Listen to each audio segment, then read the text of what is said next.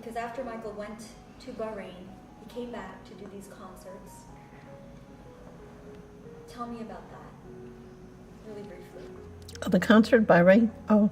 When he did This Is It, how did you... When Michael went to England to announce he was going to do what he called his last concert, This Is It.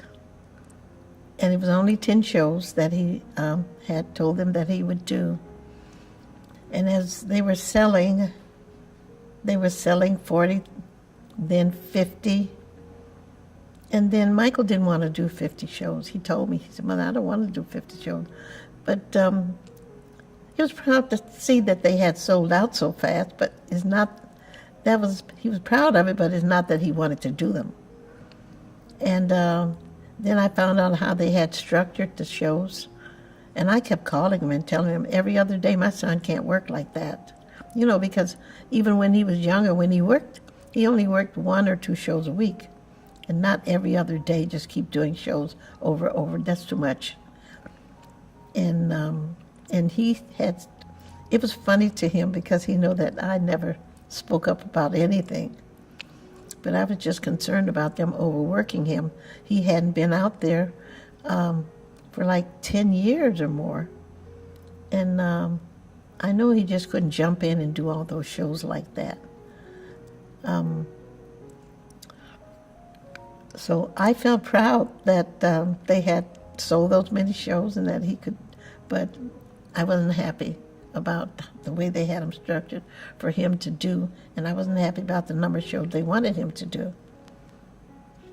How did Michael feel when to know that even after 10 years being off the stage, he was still able to sell out not one, but, you know, not 1 or 10, 50 shows? Well, he felt good. He felt good about it. He called me, and he told me, guess what? I said, what? He said, now it's up to 50 shows, Mother. I said, what? I said, are you going to do them? He said, I can't do those 50 shows. I only committed on 10. But they kept on after him until I don't know if he signed for 50 or what, but I know they were trying to get him to do it. And they had sold. I think the pressure was they had sold these shows. Yeah. Mm-hmm. But do you think he felt like he was back on top?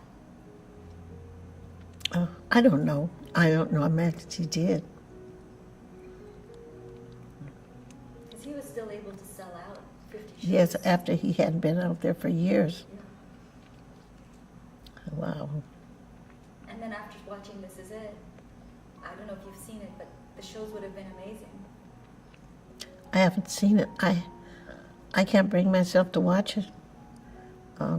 His children, they had prepared for them 3 different times.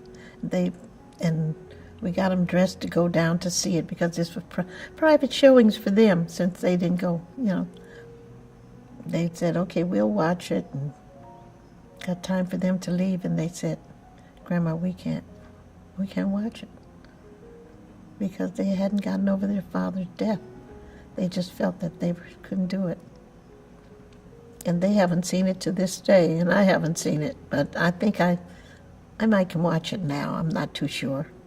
But it's just something hard to do. The worst thing in the world is to lose a child. And he should have been burying me. I shouldn't have been burying my child. But that's just how it is sometimes. When you were worried about him, you thought he couldn't do 50 shows. So when you got a phone call to come down to the hospital on that day, did you know in your heart something was wrong? No, my husband had called me that morning, but I wasn't there to answer the phone. I was out in field service because everybody knew that I'm a Jehovah's Witness and we do this.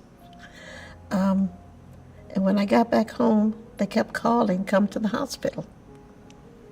Because my husband had called me and told me one of the fans that was hanging around the house, he said, they called me and they told me that somebody came out of Michael's house and got into in a gurney, and they got into an ambulance. And I said, why are you calling me? I said, it could have been anybody. It didn't have to be Michael.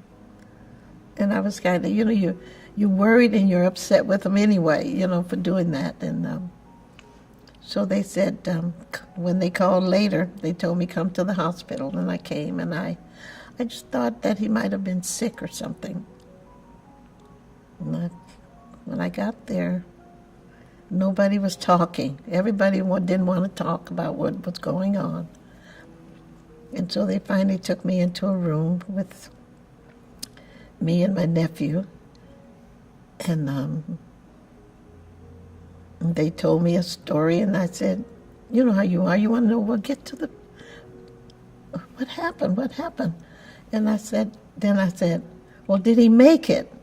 Nobody said anything, and then finally they said, no, he didn't make it. I don't know, after that, I guess I started screaming and I blacked out or something. But I didn't black out, but it was like I was in another world. That's the most hurting thing in the world, to hear that you had one of your children have died. Looking back on his life now, do you wish that he was never a star? Pardon? Do you wish that he had a different life growing up after losing him? Was it worth it for him? No, I never, of all this, I never thought about wish he had a different life. He loved the life he led. He would always say that he missed his childhood, but he wouldn't have traded anything for what he was. No, I don't have any regrets about Michael's life, because he loved the life that he lived. And he loved singing. I know he talked about he missed out on his childhood. He had some childhood, but not as much as he should have had, because he'd been singing ever since he was like 5 years old. But I can remember going to one of the assemblies he was only in kindergarten, and he sang "Climb Every Mountain." And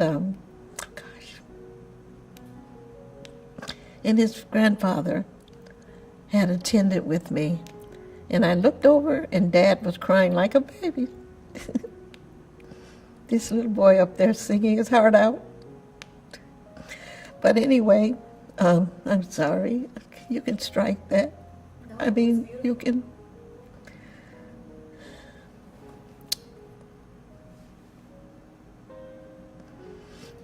When you think about Michael now, today, what do you remember? Pardon? When you think about Michael today, what memories? You know what? Even this morning, every morning that I wake up, my baby is on my mind. Oh gosh, I'm sorry. I'm sorry. I didn't intend to do this. It's all right. Are you all right? I'm okay. Now that Michael's gone, how do you want everyone to remember him?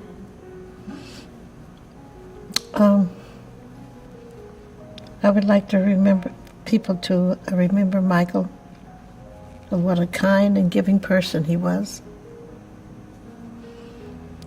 And I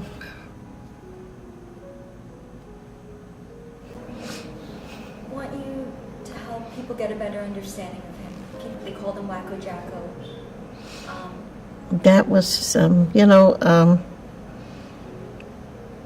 no way Michael could have been a wacko or whatever. They tried to call him Wacko Jacko. He didn't get as far as he did by being stupid or crazy. So they can stop that. It's just what they wanted to say to sell papers, that's all. And these tabloids are the reason why all this stuff was out there on him. I'm sorry, Mrs. Jackson. Is that getting too much? Okay.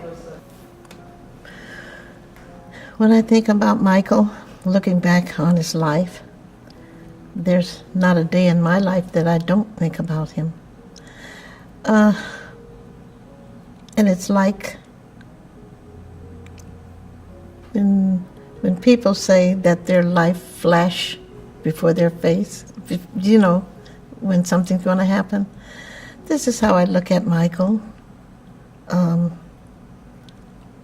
remember the very first cry when the doctor slapped him on his backside.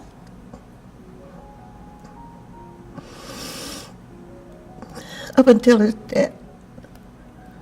And almost every day, I should say every day, even this morning, that's the first thing I think about. I know I'll get over it with prayer and everything, but right now it's hard. Because I guess every child means a lot to their mother. And my child meant so much to me. And by me still being here, and he's gone,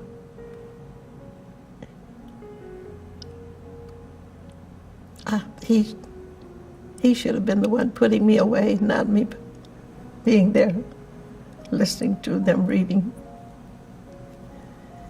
the stories of him. And he won't be back anymore until, but I believe in the resurrection, and I do think I will see my son again. And I'm praying for that day.